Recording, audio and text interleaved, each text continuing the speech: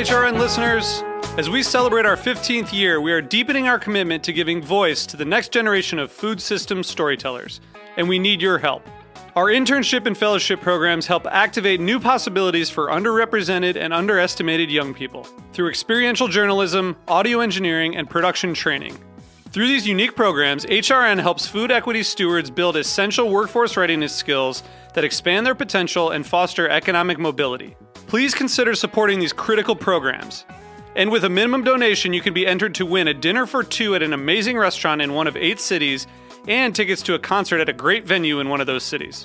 We have incredible partners across the country who have donated, as they also share our passion for helping to educate the next generation of food systems storytellers. Check out heritageradionetwork.org/15 to donate and enter to win today. That's heritageradionetwork.org/15 to donate and enter to win today. And make sure you donate before March 31st. Thank you.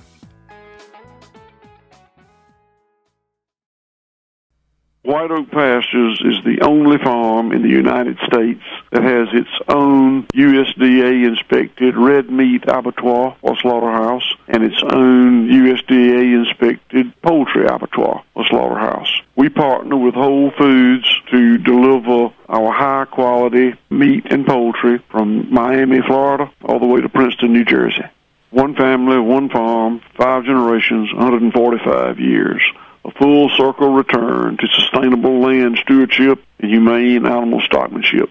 For more information, please visit our website, whiteoakpastures.com. You're listening to Heritage Radio Network, broadcasting live from Bushwick, Brooklyn. If you like this program, visit heritageradionetwork.org for thousands more.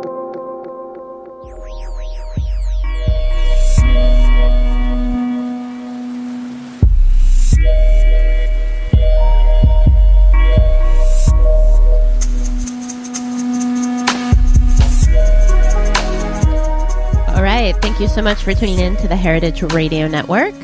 We are coming to you live, as always, from the back of Roberta's Pizza on a lovely day in beautiful Bushwick, Brooklyn. You're listening to The Farm Report, and I'm your host, Erin Fairbanks. And today we're going to be chatting with author Philip Ackerman-Leist. Philip, welcome to the program. Thanks so much for having me, Erin. Really glad to be here with you. So I'm excited to kind of tuck into some of the themes that you explore in your most recent book, Rebuilding the Food Shed, How to Create Local, Sustainable, and Secure Food Systems. But before we engage in some of those, big thinking topics, why don't you give us a little bit of a sense of your background? Because in addition to being an author, you also teach up at Green Mountain College and you farm. So give us a little context of the experiences that are kind of undergirding your thinking as you approach thinking about building and rebuilding a regional food system. Sure. I really started out with farming kind of in the shadow of my grandfather, who was a plant pathologist at North Carolina State and also a farmer. And so did quite a bit of peaches, melons. I had a fruit tree nursery down in North Carolina, and then also farmed in the Alps for about 4 years all told. And that certainly was influential in really helping me to see what a localized food system can look like. One that's still fairly intact, at least in the 80s when I first got there. That was more the case. And then I've been at Green Mountain College for 17 years now, and there we built out the GMC Farm and Food Project, which is a really highly integrated program in which we're trying to combine the liberal arts, sustainable agriculture, food systems, community outreach, renewable energy technologies. And it's just a fabulous place where one can get really creative and do a lot of great things with students. So it's both experiential and, a lot of good head knowledge, too. And, so very fortunate to be there at Green Mountain. And we also have the nation's first online program in sustainable food systems. It's a graduate degree. And that's a really fantastic program simply because we've got students scattered all across the United States and then also Canada, one in Japan as well. So that's a really fantastic way for us to be able to compare food systems and in some cases not reinvent the wheel, but at the same time, really recognize that the solutions they're not always universal. They're certainly very localized. So I've been really privileged to lead a good life and then also have a wonderful family and a farm at home in Pollitt, Vermont, where we raise grass-fed American milking Devon cattle. Oh, lovely. Well, one of the things I really loved about the book is you, in a very organized way, kind of take the reader through some of through kind of breaking down the complexities of, thinking about existing problems and solutions in our regional food sheds. And what I'd like to do today is, of course, recommend that folks go out and check out the book, because it's definitely super comprehensive and nice, so you can really kind of skip around and tuck into different issues kind of at your leisure. But what I wanted to do on the show today was just kind of talk through with you some of the kind of, you call them false divides. And these are kind of questions that I feel like are thrown at folks like myself who work at engaging in a regional food supply. And I want to kind of get a sense of your response to them. And I want to start with the kind of urban rural divide. We're here in New York City. You're up in West Paulet, Vermont. How are we kind of looking at building a food shed together? I mean, are we on the same side? Are we on opposite sides? How do we work to support one another? And how do we even begin to kind of unpack some of those kind of connections and the responsibilities that we play on either side of those spaces? Right. Sure. Well, I really appreciate not only the question, but the context here as we're talking back and forth, because that's exactly what I think needs to happen. We need to have many more of these conversations that are, in fact, fairly complex, that link, folks who are in the rural environments, farmers and otherwise, to, those of you in the city. And it's something that I don't think we've really tackled, complexly enough at this point in time. So, part of what I think needs to happen is that in the rural areas, we need to recognize that, in a lot of cases, as we scale up, that we need to help meet the markets in the urban areas. And at the same time, in urban areas, urban agriculture is absolutely critical. I think it has a fantastic role to play there. But at the same time, it's always going to be somewhat limited in the degree to which it can actually produce the food for a city. So, there's a lot of cross-pollination that I think can happen that doesn't necessarily happen. One of the things that Erica Allen, the daughter of Will Allen, who runs the growing power operation out of Chicago, one of the things that Erica noted to me was that, one of the real challenges that they have is really bringing in the wisdom, the savvy, the farming knowledge into the city, that is something that's taken for granted in many cases in the rural areas. And so, that's something that would be really helpful in a lot of these urban agriculture projects. And at the same time, I think we've got to recognize in the urban areas that, these things can be translated, and they have to be translated into a micro scale and also in an urban environment in ways that really make sense. So I'm excited about the possibilities. Yeah, and I think what you do such a great job throughout the book is kind of exploring and highlighting the fact that there's just a lot of gray space. And it's not that urban ag or any one thing is the right thing or necessarily the wrong thing. And I think it's tough because the conversation gets so clouded with why things will or won't work, and there seems to be something of a hesitancy to recognize just like the realities of the complex system that we're living in. I loved, you kind of talk a little bit of string theory when you're looking at defining a local food supply, and I'm wondering if you can share a little bit of how you approach that question of what is local. How do we think about that when we're saying that? What are we talking about? Right. Well, then, I guess I should start out in saying that, I was on the bandwagon with, many of the rest of us as we really began thinking about this. And, really around 2005, 2006, the conversation started to become a bit more national. And so I, like many others, was really thinking about, the radius approach and, sort of trying to find that center point and use the string and stretch that out and figure out how far out we should go, and therefore, the distance with which we went outward would somehow, be a value statement. And it's not that that's not important, but at the same time, we've got to recognize that these boundaries are, between what is local and non-local, whatever that might be. Those boundaries are porous, they're flexible. The definitions make, different senses to different audiences, and also at different points in time. And sometimes it makes sense to start with the hyper-local, if you will, just because that's what we can get a handle on. It's what we can do well. There's the transparency there. And then build out from there, too, and learn our lessons as we're doing that on the hyper-local level, and build out to, a bit more of a regional scale. And ultimately, that's where I think we need to land is, this interconnection between the local communities that are built upon a regional basis, a regional foundation, is that's the only way we're going to be able to scale this thing up and actually really have it functional over the long haul. So what do you think? I mean, I think historically food systems were by their very nature, regional. Because of transportation constraints, technology constraints, food just didn't come from very far.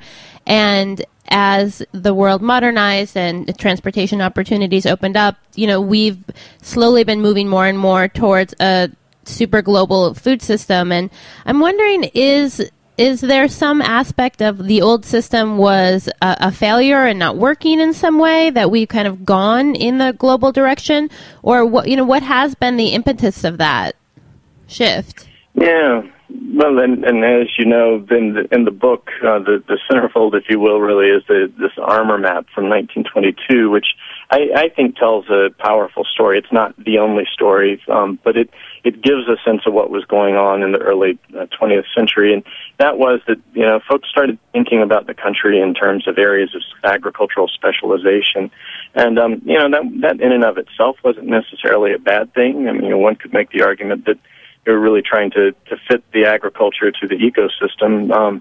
But then the markets began to develop and things became much more galvanized, and suddenly, that specialization really started to lead to a lack of diversity within the local setting.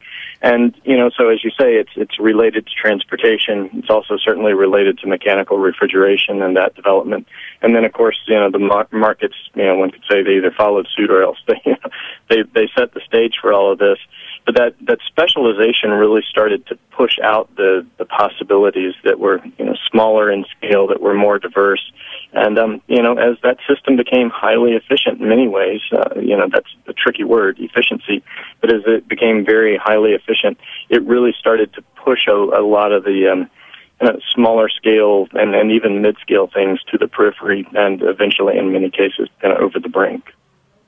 So when we think about, efficiencies, and when we're looking at, people often kind of critique the local food movement. They're like, well, aren't you, making a bigger carbon footprint, purchasing from a local farmer because the efficiencies with regards to transportation are not the same as, bringing things in larger volumes. I mean, how do we kind of draw those distinctions of what does good efficiency look like? What does bad efficiency look like? Right, and we all have the choice of defining efficiency in different ways and measuring it in different ways. And one of the fascinating things that I think is happening out there is that we're using these so-called life cycle analyses to evaluate food systems, and those are highly complex analyses. We're really trying to understand what local food systems look like, as well as regional, national, and international.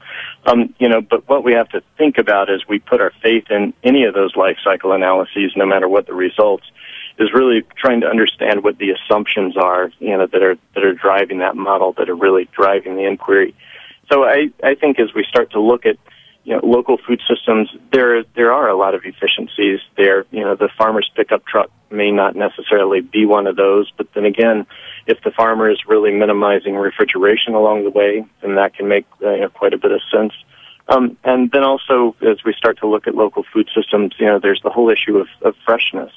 And, there's an efficiency that can be associated there. And when things are done well, done right, then certainly the freshness factor, can be considerably higher, from the local products. And then just, the direct, change of hands in terms of the monetary aspects, what happens there, not having as much in the way of the middleman, if you will. That's an efficiency. In some cases, it can make things a bit more inefficient, but it certainly helps the farmer to be able to pocket more of the cash. Yeah, well, I mean, you kind of talk a lot about marketplace values in Chapter 10, and you say, rather than accepting the black and white views offered to us by corporate giants, our depiction of the food shed requires the tint of color in order to differentiate the way of values. I'm wondering if you can expand on that a little bit.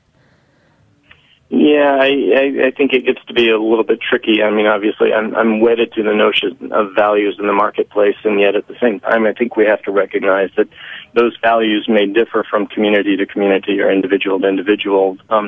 So, the values that we have in Vermont, in terms of local and what that means, and actually, trying to build that out, are much different, from what certain places. I'm just outside of Detroit right now, and it's a much different scenario from what, a place like Detroit faces, where, it may not be the issue of having local produce. It may be more about having fresh produce, having a grocery store, having it accessible, having it affordable.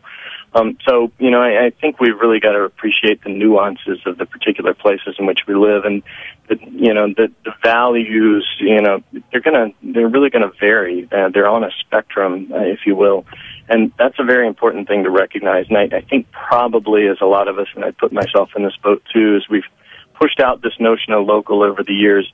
We probably haven't been open enough to some of the diverse perspectives that are necessary there in terms of what values matter within one's own community. Well, one of the things that's challenging for me, when you're kind of looking so intimately, like within your own community, is thinking about how much of the way how much our agricultural landscape is shaped by national food policies, by state food policies. I mean, if we're looking to kind of respect and value things at a local level, I mean, how does that kind of local knowledge, the kind of nuance to local needs, how does that translate when you're looking at making a national or a statewide policy? Is that system also a broken system? Right. No, that's a great question, Aaron. And several of the trips I've made here with the book lately have been really illuminating to me. And a lot of cases, it'd be great to go back and be able to write it after the book tour. It's different things I've learned. But going to Iowa, to Arizona, to North Carolina, places where you've got the large-scale production in many cases, a much more conservative political environment. In some cases, a bit of outright hostility towards, the local or diversified or sustainable agriculture.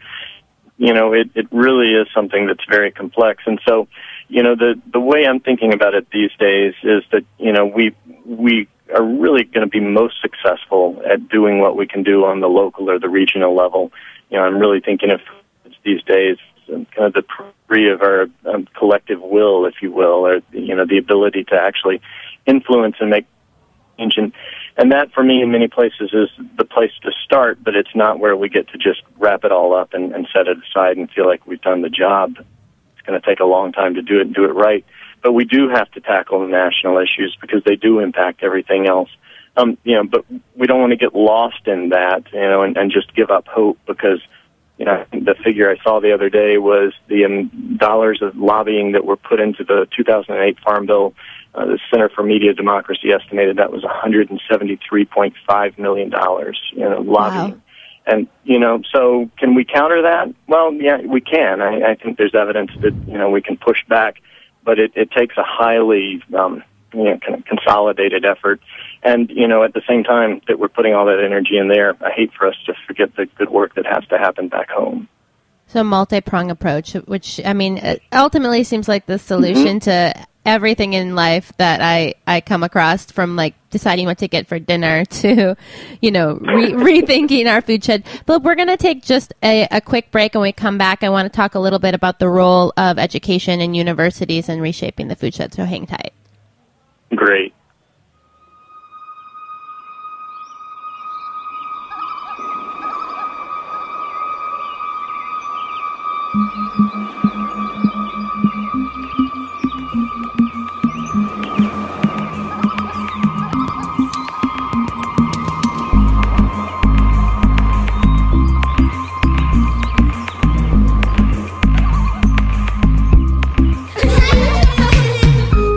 You are listening to 4 of 7 by Jack Inslee. Keep it locked here on heritageradionetwork.org.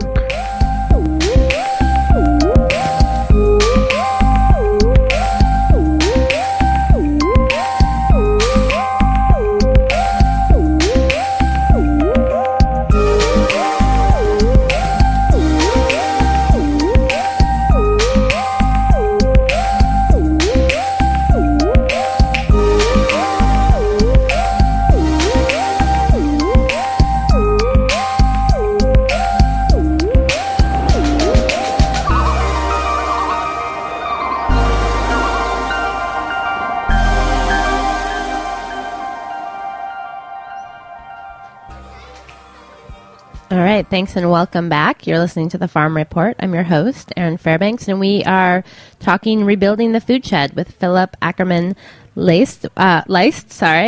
So one of the kind of, I think, the tools that I feel like doesn't come up so often in the conversation with regards to rethinking the food shed, and something I'd like to get your insight onto, is the role of education. I mean, historically, we have, land grant institutions that focus on education with regards to food production across the country, and I think in many ways there's been a real kind of failure amongst those institutions to engage in some of the nuances that you outline in the book. And I'm curious, because you're in the role of educator, because you're at the forefront of such an innovative program, what you think the role of education is, where it should be entering the classroom. Is it, grade school, high school, college, and what are some of the successes and failures of the land grant system? So that's like 8 questions. So, rope me back in if you need to. I know. I do think you bring out a really important point here, Aaron, and that is that many of the land grants, and I don't want to put them all in the same bag, that's not fair, and that this is evolving and changing, but many of the land grants really abdicated their responsibility, to the people. And ultimately, when you look at, the formation of the land grant system, it was really supposed to be there for the farmers and the citizens and the rural communities. And, these days, all too many of the land grants have really moved to, catering to industry. And, it's not that shouldn't be part of the conversation, part of the equation. You can't rule out industry, but they shouldn't be running the ships here. And so, what's happened as a result of that, I think, is that, we've really lost the opportunities to keep rural communities alive and thriving. We've really lost the ability to, protect, the true inheritances that matter so much, not just to folks in the United States, but worldwide in terms of, seeds. And, and then also the other thing with the land grants is they've, too often they've become so siloed, and this food systems thing is so highly interdisciplinary.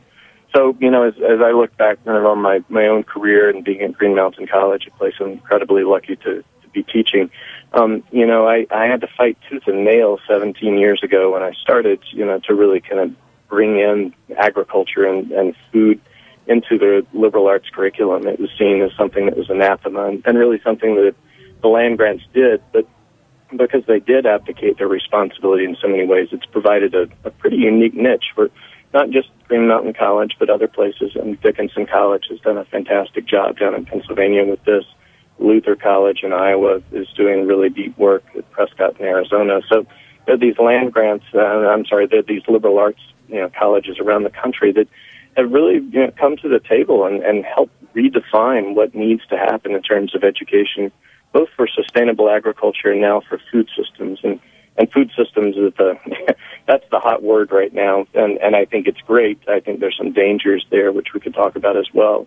So higher education is really beginning to take a different look here. And one of the things that I don't think that any of us have addressed very well, almost not at all, frankly, is, this whole issue of debt, student loans. And if we're teaching people to go into the food system, to go into sustainable agriculture, any kind of agriculture for that matter, walking out of these places with huge debt loads makes no sense. So I wish we had something like a Farm for America program. I think that would, as we've got Teach for America, where we do some loan forgiveness for folks who actually go out and do this really important work. So that's my take on higher education, and at least in a nutshell. And then as we look at the education system otherwise in the public schools, there's just so much that needs to be done there. And the fact that not only have we yanked out almost all education in terms of teaching students how to farm, and even home economics for that matter, not only have we done that, but we also have encouraged anyone who's going into a so-called college prep track, not to touch those things. That those are the things you don't do if you're going to college in many cases. But there's a huge cultural shift, and I'm really optimistic. And fortunately, students at all levels are beginning to demand that we bring all of this back into the fold. Yeah, and I think, obviously one of the more kind of urgent problems on the horizon is the kind of aging of our farming population here in the United States. And I'm wondering if you have come across anything that makes you feel, I don't know, a little bit better about kind of replacing that information base and kind of growing that movement of young farmers. Mm-hmm. Yeah, I feel incredibly optimistic. I mean, I get to live it every day, and seeing the enthusiasm of the young people as I walk into my office and see them out in the farm, and wish I were out there with them, but I've become more of a bureaucrat here. But just watching the level of engagement and excitement, and then watching them as alums, go out and actually farm, very often within our immediate environs at Green Mountain College. So, I see that excitement. It's real. It's incredibly hard work. I think, they have to realize when they get out, it's going to be 5 or 10 years of really hard work to actually be able to build their own enterprise. So that I feel very optimistic about. I think your point about, the information gap is really important, because what I don't feel as optimistic about is, what we're not, that is what we're doing or not doing in terms of education, and really linking, folks from that generation who are beginning to step out to this younger generation, because there's so much wisdom there. And it's not necessarily the kind of knowledge that gets passed on, in the academic universe very well. It's the subtleties, it's the nuances of farming, agriculture, understanding food systems, and it's really incumbent upon us as educators to find ways to capture that, but also to build the relationships between those people and our students. So if we're sitting around in our ivory tower and we're not getting our students out, interactive with these farmers and also other folks in the food system, then we're not doing our job. We're just going to let all this disappear, and there's just no excuse for that. I want to shift gears a little bit and talk about one of the kind of other strains of conversation that I always get a little bogged down in, and that's the kind of argument where, people are wanting you to, forcing you to, asking you to make a decision or make a ranking between, buying local and buying organic. And, I think that's just kind of engaging in the wrong conversation, but maybe you can give us some tools for, a response to that. Sure, that's a place where I hope the conversations can be more complex, and we don't always use sort of the media bites. And the thing that's bothered me for a long time is what so many have said, that local trumps organic, or it has trumped organic, and that's not a good thing, and that comes from someone who spent several years of his life in a rubber suit and a respirator, spraying pesticides in Italy. Some of my fondest times in my life, but not my fondest task. And I think we just really have to recognize that we can't dismiss organic. And, and it doesn't matter as much to me if people are certified or not certified. That's not the issue. It's whether they're actually utilizing, sustainable practices, and organic provides some good guidelines for that. But, if you're really focused on local, then you also want to have a healthy ecosystem. And so you can't just dismiss outright the notion of organic. But at the same time, those of us who are avid proponents of organic, sustainable agriculture, if we're really serious about this local thing, we can't polarize the conversations, right off the bat by either dismissing the people who are utilizing, conventional practices or denigrating them. And that's frankly something that, has really been an error on the part, I think, of a lot of us in the sustainable ag realm, is, the words we use, they dichotomize, they denigrate, they really cast a pall that it makes it very difficult to have the kinds of complex dialogue we need to have to rebuild, really vibrant local food systems, because we've all got to find common ground here somewhere. So thinking about kind of some strategies, some next steps, we do here in New York City have, the city has a food policy coordinator. It's an office of, I think, like two people. And you are starting to see that in, more major metropolitan cities across the U.S. What do you think is the role for someone in that position, and how does that change if you're in a place like New York City versus, Paulet? Should every city have that role, and what should they be doing?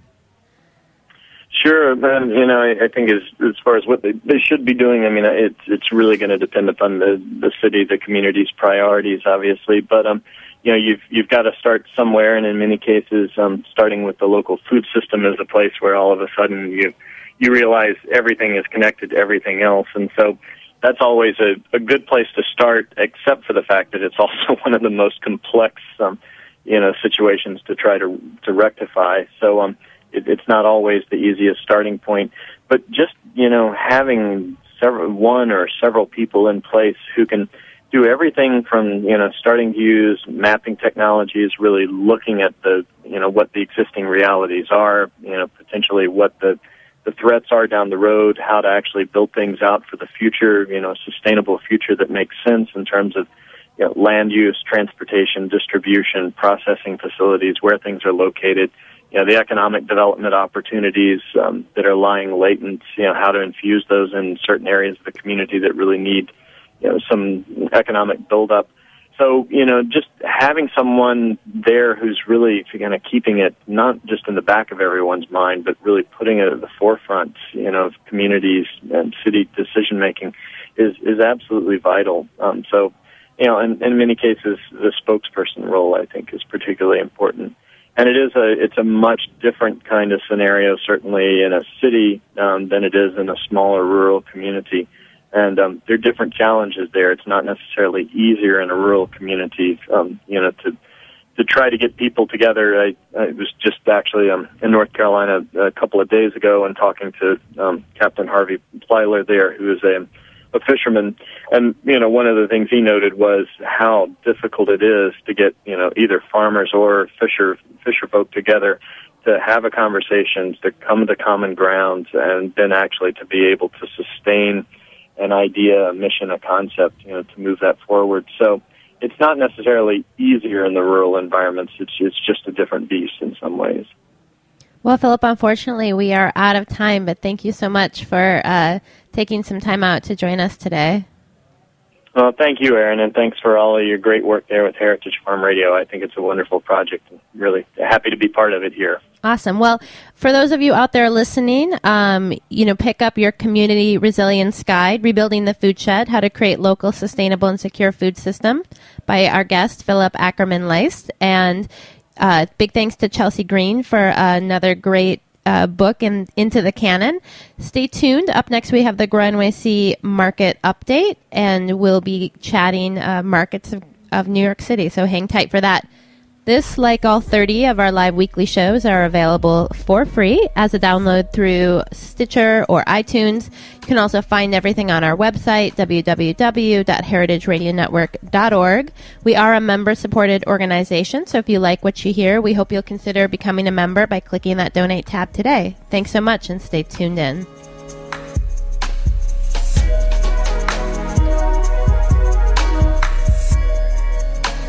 Thanks for listening to this program on heritageradionetwork.org. You can find all of our archived programs on our website or as podcasts in the iTunes Store by searching Heritage Radio Network. You can like us on Facebook and follow us on Twitter at @heritage_radio. You can email us questions at any time at info@heritageradionetwork.org. Heritage Radio Network is a non-profit organization. To donate and become a member, visit our website today. Thanks for listening.